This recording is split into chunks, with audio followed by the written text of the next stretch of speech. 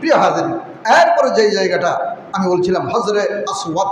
হজরে আসওয়াদ, হাজার মানে পাথর, আসওয়াদ মানে কালো, ব্ল্যাক স্টোন, কালো পাথর।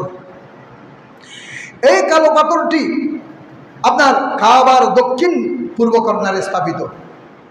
ইবনে আব্বাস রাদিয়াল্লাহু তাআলা আনহু বর্ণনা করেন, আল্লাহর পয়গম্বর মুহাম্মদ রাসূলুল্লাহ সাল্লাল্লাহু আলাইহি ওয়াসাল্লাম ইরশাদ করেন, নাযালাল হাজারুল আসওয়াদু মিনাল জান্নাহ ওয়া হুয়া আশাদ্দু বায়াদান মিনাল লাবানি ফাসাওয়াদাতহু খাতায়া বানি আদম, আও কামা ক্বালা আলাইহিস সালাতু ওয়াসসালাম।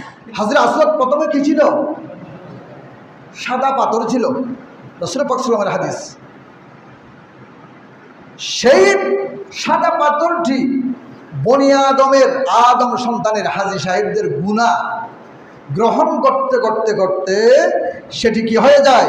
অবশেষে হজরে আসওয়াদ হয়ে যায়, কালো পাথরে পরিণত হয়ে যায়। আল্লাহু আকবার, আল্লাহু আকবার।